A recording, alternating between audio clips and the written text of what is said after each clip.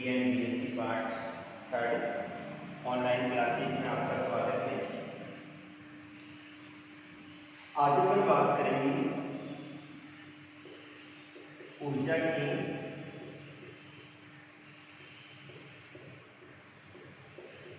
अपरंपरागत स्रोत।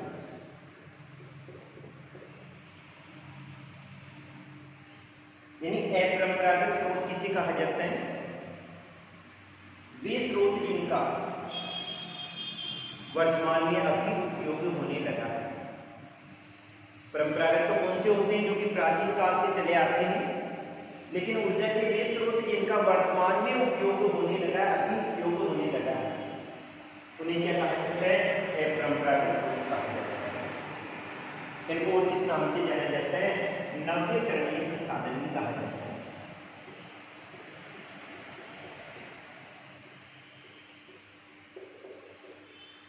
क्योंकि इनका लगातार पुनः उपयोग किया जा सकता है, पुनः नवीनीकरण किया जा सकता है।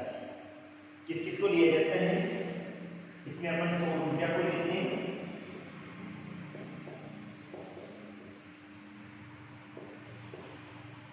पवन ऊर्जा,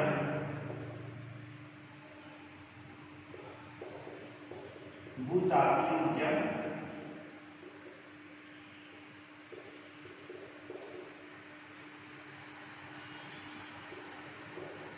भूतापीय ऊर्जा के साथ में ज्वारीय ऊर्जा और बायोगैस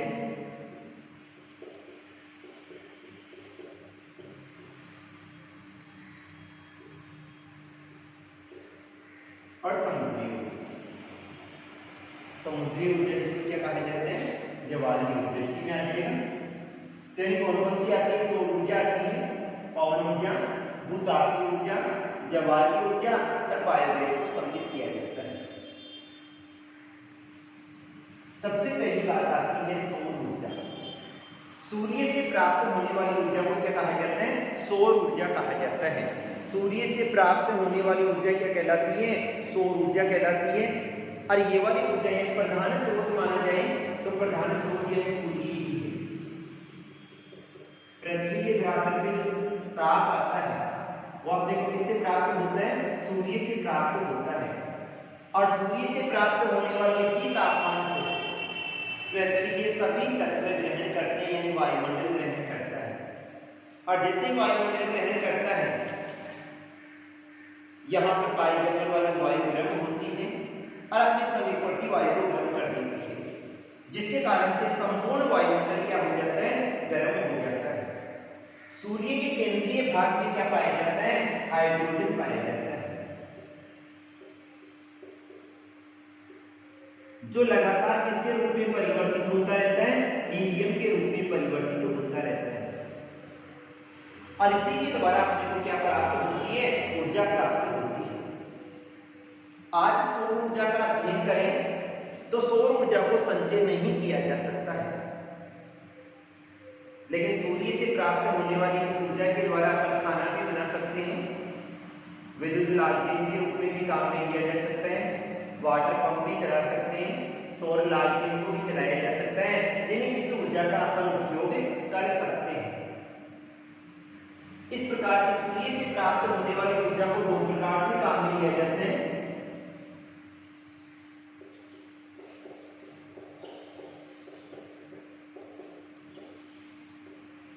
एक तो फोटोवोल्टिक मेथड होती है, यानी फोटोवोल्टिक तकनीकी में क्या किया जाता है? सूर्य के प्रकाश को डायरेक्ट विद्युत ऊर्जा के रूप में परिवर्तित किया जाता है। किसमें परिवर्तित किया जाता है? विद्युत ऊर्जा के रूप में परिवर्तित किया जाता है। सूर्य से प्राप्त होने वाली ऊर्जा कौन सी ऊर्जा होती है? तापीय ऊर्जा होती है। फोटोवोल्टिक विधि के द्वारा इसको डायरेक्ट किसके रूप में परिवर्तित किया जाता है? विद्युत ऊर्जा के रूप में परिवर्तित किया जाता है।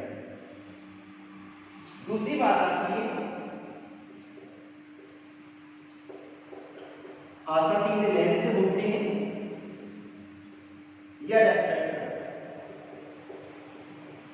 इनके माध्यम से किसी भी वस्तु को गर्म करने की ये ऊर्जा कौन सी होगी? सूर्य से प्राप्त होने वाली तापीय ऊर्जा होगी। इसको डायरेक्टली यानी तापीय ऊर्जा के रूप में ही काम में लिया जाता है।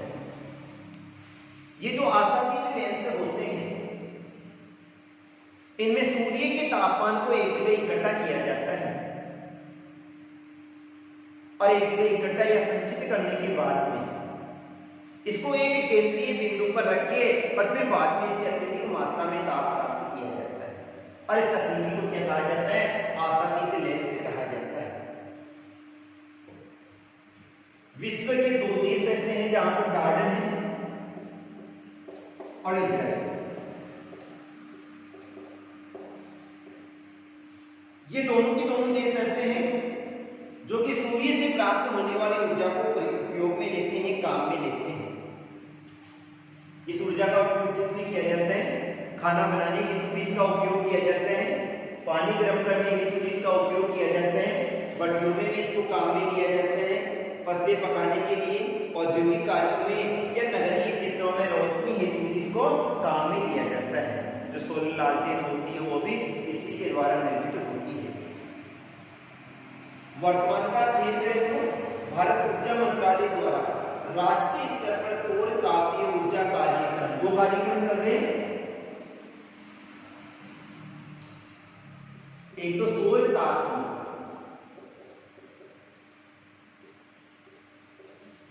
ऊर्जा कार्यक्रम और दूसरा था फोटोवोल्टिक कार्यक्रम। ये दोनों के दोनों जो कार्यक्रम है वो किसके द्वारा संचालित है? भारत सरकार के द्वारा, भारत ऊर्जा मंत्रालय के द्वारा संचालित है। भारत में सबसे बड़ा सौर ऊर्जा संयंत्र कहां पर स्थापित किया गया है? गुजरात के भुज नामक स्थान, गुजरात के भुज नामक स्थान पर सबसे बड़ा सौर ऊर्जा संयंत्र स्थापित किया गया है। और भुज का भी कौन सा है? माधोपुर नामक स्थान पर स्थापित किया गया है। राजस्थान में अध्ययन करें तो राजस्थान में कहां स्थापित किया गया है? मथानी। कहां पर? मथानी, जो कि कहां पर है? जोधपुर में। यहां पर भी सौर ऊर्जा संयंत्र की क्या की गई है? स्थापना की गई है। विश्व की सबसे बड़ी सौर ऊर्जा संचालित यानी खाना बनाने की तकनीकी का जो विकास किया गया था वो कब किया गया था? 2002 में किया गया। और कहां पर किया गया था? तिरुपति बालाजी, तिरुपति देवस्थान जहां पर है, यहां पर जो भी लोग निवास करते हैं उनके लिए भोजन का निर्माण किया जाता है और यहां पर प्रतिदिन 15,000 लोगों का भोजन तैयार होता है। सौर ऊर्जा संचालित भट्टी है और उसके द्वारा प्रतिदिन 15,000 लोगों के लिए भोजन की सुविधा उपलब्ध होती है। ऐसे ही राजस्थान के पिलानी में बिरला इंस्टीट्यूट ऑफ टेक्नोलॉजी है, वहां पर लोगों के लिए पानी को गर्म करने हेतु भी इसका विकास किया गया है। तो इसमें सूर्य की ऊर्जा को 2 प्रकार से काम में लिया जाता है, एक फोटोवोल्टाइक तकनीकी है और दूसरा कौन सा है? आसातीत लेंसों के माध्यम से ऊर्जा को संचित करने की तकनीकी है। इसके बाद में दूसरी बात आती है पवन ऊर्जा। पवन के पास में कौन सी ऊर्जा होती है? गतिज ऊर्जा होती है।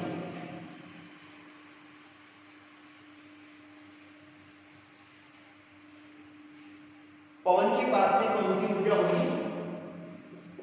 गतिज ऊर्जा। इस गतिज ऊर्जा को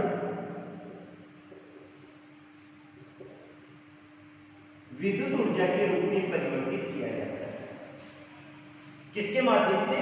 टरबाइन के माध्यम से।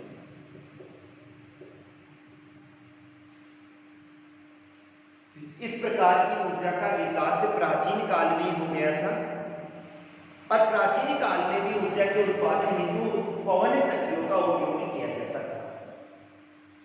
प्राचीन काल में लोग क्या करते थे? अनाज को पीसने हेतु या कुओं से पानी निकालने हेतु पवन चक्कियों की स्थापना करते थे। पवन चक्की के पास में कौन सी ऊर्जा होती है? गतिज ऊर्जा होती है। पवन की इस गतिज ऊर्जा से टरबाइन घुमाया जाता है। जैसे यहाँ पर पवन चक्की है, इसकी पंखुड़ियां लगी हुई है। जैसे ये घूमेगी, यहाँ से नीचे वाले क्षेत्र में जनरेटर टरबाइन स्थापित करके और उसके सहारे जनरेटर लगा दिया जाएगा। ये जैसे ही यहाँ से घूमेगा तब फिर किसका उत्पादन हो जाएगा, विद्युत का उत्पादन हो जाएगा। तो टरबाइन की सहायता से क्या की जाती है, विद्युत ऊर्जा का उत्पादन किया जाता है। इस प्रकार की पवन चक्कियों की स्थापना कौन से क्षेत्रों में की जाती है, या तो जहां पर सनातनी पवनी चलती है या नित्यवाही पवनी चलती है जिनके मार्ग से पाए जाते हैं, या फिर जहां पर जल समीर चलता है और स्थल समीर चलता है। कौन सा, जल समीर चलता है और स्थल समीर चलते हैं, उन क्षेत्रों में इस प्रकार की पवन चक्कियों की क्या की जाती है, स्थापना की जाती है। उन क्षेत्रों में इसका उपयोग क्या होता है, सर्वाधिक होता है। वर्तमान का अध्ययन करें तो भारत में जो पवन ऊर्जा के विकास की संभावनाएं पाई जाती है वो गुजरात में, तमिलनाडु, आंध्र प्रदेश, कर्नाटक, केरल, मध्य प्रदेश और महाराष्ट्र वाले क्षेत्र में अधिक पाई जाती है। जो तटवर्ती क्षेत्र है या फिर बाद में जो मरुस्थलीय क्षेत्र आते हैं, क्योंकि इन क्षेत्रों में क्या चलता है, जल समीर चलता है और स्थल समीर चलता है। पवन प्रवाह हमेशा निश्चित दिशा में चलता है, अतः यहाँ पर किसकी स्थापना अधिक की जाती है, पवन चक्कियों की स्थापना अधिक की जाती है। तमिलनाडु के कुछ नामक स्थान पर इससे ऊर्जा उत्पादन हेतु कितनी 125 मेगावाट क्षमता की पवन चक्की की स्थापना की गई है। ऐसे ही 2 मेगावाट क्षमता के 3 संयंत्र जैसलमेर, चित्तौड़गढ़ और जोधपुर वाले क्षेत्र में लगाए गए। कहाँ पर, जैसलमेर है, चित्तौड़गढ़ है और जोधपुर वाले क्षेत्रों में इनकी स्थापना की गई है। स्पेन के बाद भारत का यानी कौन सा स्थान आता है, 5वां स्थान आता है। यानी पहला स्थान तो किसका आता है, जर्मनी, अमेरिका, डेनमार्क, फिर स्पेन और लास्ट में किसका स्थान आता है, 5वां भारत का स्थान आता है, जो कि पवन की गतिज ऊर्जा को किसके रूप में परिवर्तित कर रहा है, विद्युत ऊर्जा के रूप में परिवर्तित कर रहा है। इसके बाद में आती है बायोगैस।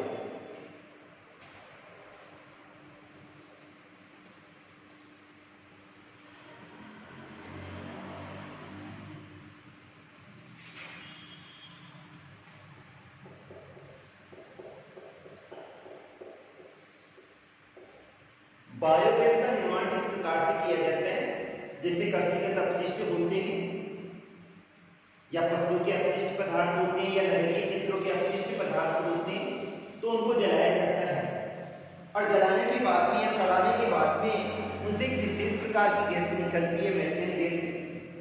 उस गैस का उपयोग भोजन के निर्माण हेतु या वस्तुओं को गर्म करने हेतु किया जाता है। इस केस में तापीय क्षमता क्या होती है, अधिक होती है। क्या क्या काम में लिया जाता है, या तो पेड़ पौधों को काम में लिया जाता है या कृषिगत अपशिष्ट पदार्थों को काम में लिया जाता है और उसी के द्वारा किसका उत्पादन किया जाता है, ऊर्जा का उत्पादन किया जाता है। इसका अध्ययन करें तो ये वाली ऊर्जा या तो ग्रामीण क्षेत्रों में विकसित हो सकती है या फिर बाद में नगरीय क्षेत्रों में। जेटोपा का जो वृक्ष होता है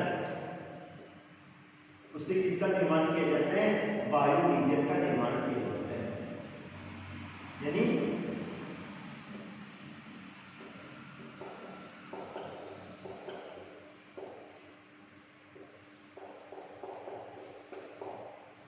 जेटोपा हुआ, रतनजोत हुआ, इनसे क्या किया जाता है, बायो ऊर्जा का यानी किसका निर्माण किया जाता है, बायोडीजल का निर्माण भी किया जाता है और फिर बाद में उसको ऊर्जा के रूप में परिवर्तित किया जाता है।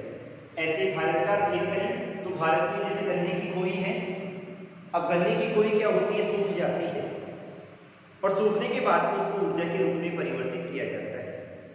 तो गन्ने की खोई को भी काम में लिया जाता है, रस निकालने के बाद में उसके द्वारा चीनी उद्योगों में ऊर्जा उत्पन्न की जाती है। इसके बाद में आती है भूतापीय ऊर्जा।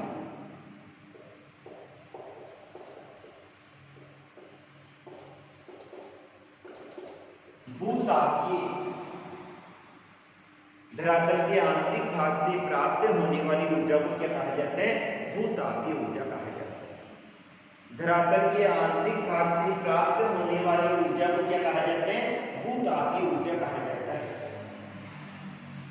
जैसे जैसे हम पृथ्वी के ऊपरी भाग से गहराई की ओर जाते हैं, तापमान में क्या होती जाती है, वृद्धि होती जाती है।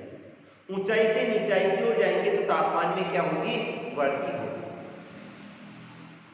और धरातल के नीचे वाले भाग में इस तापमान में इतनी वृद्धि हो जाती है कि वहां पर तापमान यानी कोई भी वस्तु ठोस अवस्था में नहीं रहेगी। तो धरातल के नीचे वाले भाग में जो तापमान अधिक पाया जाता है, उसी तापमान का उपयोग अपन ऊर्जा के रूप में कर सकते हैं। ऊर्जा के रूप में किस प्रकार करेंगे, धरातल के ऊपरी भाग से अपन ने ठंडा जल प्रवाहित कर दिया। ऊपर वाले भाग से जो प्रवाहित ठंडा जल है वो जैसे ही नीचे जाएगा, नीचे जाने के बाद क्या हो जाएगा, गर्म हो जाएगा। और गर्म होते वो किसके रूप में परिवर्तित हो जाएगा, भाप के रूप में परिवर्तित हो जाएगा।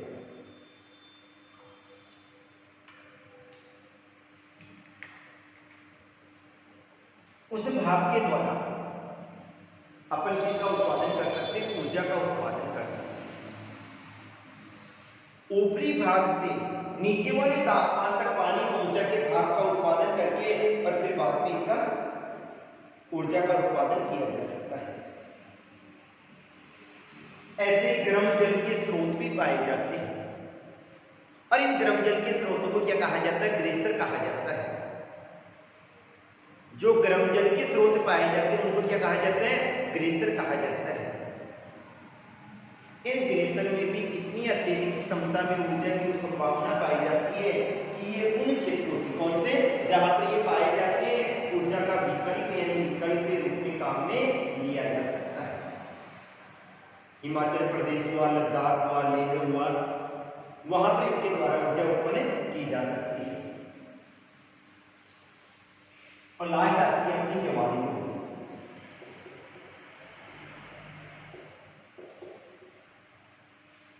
जवारी ऊर्जा के विकास की जो संभावनाएं पाई जाती है वो केवल तटवर्ती क्षेत्रों में पाई जाती है। इन तटवर्ती क्षेत्रों में अत्यधिक संभावनाएं क्यों पाई जाती है, क्योंकि यहां पर दिन में दो बार जवार भाटा आता है। यानी जवार किसे कहा जाता है,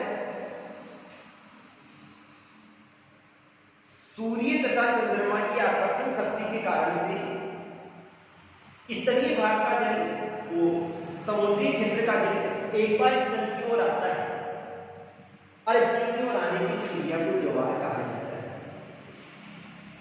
और वापस जाने की क्रिया क्या कहलाती है, भाटा कहलाती है। जब महासागरीय क्षेत्र का जल एक बार स्थल की ओर आएगा और एक बार पुनः वापस जाएगा, स्थल की ओर आने और जाने के कारण से जल में गति होगी, महासागरीय क्षेत्र में गति होगी और इस गति को टरबाइन की सहायता से ऊर्जा के रूप में उपयोग में लाया जा सकता है। क्योंकि वहां पर अपन टरबाइन घुमा देंगे और टरबाइन घुमा देंगे तो फिर अपन इसको किसके रूप में परिवर्तित कर सकते हैं, ऊर्जा के रूप में परिवर्तित कर सकते हैं। तो जवार भाटा महासागरीय क्षेत्रों में जहां पर एक बार जल स्थल की ओर आता है और एक बार पुनः जाता है, स्थल की ओर आना जवार कहलाता है, वापस जाने की क्रिया क्या कहलाती है, भाटा कहलाती है। तो समुद्री क्षेत्र में टरबाइन की स्थापना करके और ऊर्जा का क्या किया जा सकता है, उत्पादन किया जा सकता है। भारत में अध्ययन करें तो इस प्रकार की संभावनाएं अंडमान निकोबार द्वीप समूह में भी पाई जाती है, तमिलनाडु वाले क्षेत्र में भी अधिक पाई जाती है। इन क्षेत्रों में क्या है, जवार भाटा अधिक आता है। इन क्षेत्रों का अध्ययन करेंगे तो जहां पर स्थल और जल दोनों के तटवर्ती क्षेत्र अधिक पाया जाता है, वहां पर टरबाइन की स्थापना आसानी से की जा सकती है और इसके द्वारा ऊर्जा का उत्पादन किया जा सकता है। आज के लिए इतना ही। तो ये थे अपने ऊर्जा के अपरंपरागत स्रोत, वे स्रोत जिनका वर्तमान में उपयोग हुआ। Thank you.